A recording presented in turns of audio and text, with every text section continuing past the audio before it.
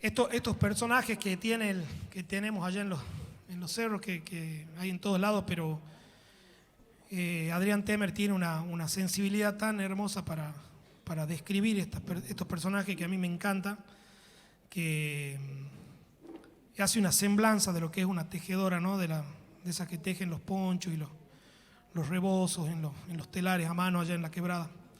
Y él me pasó esta letra y yo le puse la música, La Tejedora Puneña.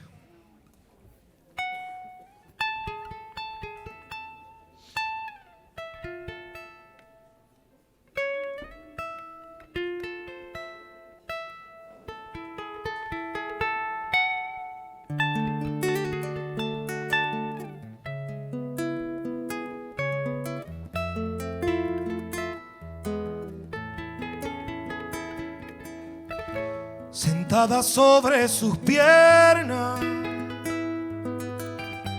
la puneña teje el tiempo, y en su trama de recuerdo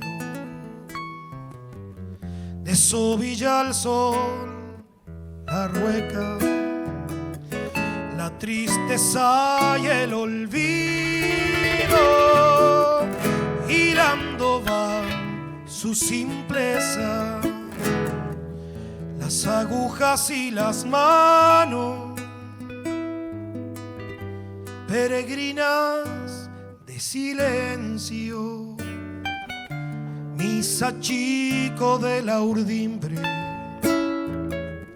surca senderos de piedra, procesión que va por dentro como un resueno cada hebra.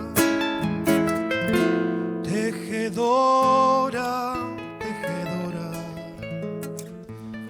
abrígame los desvelos con un picote de cielo, con un rebozo de viento. Déjeme una esperanza de tu madeja de sueño.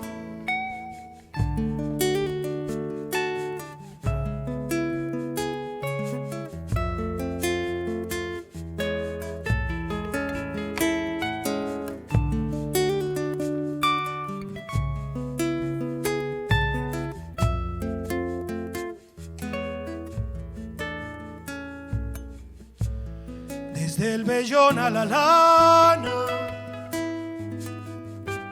hay un camino sin tiempo, hilo por hilo se trenzan las historias y los días, girando el mismo destino que la puisca de la vida, colgadita en el telar, tiene su caja coplera. Después de enflorar la hacienda, la alegría la despierta y se teje un carnaval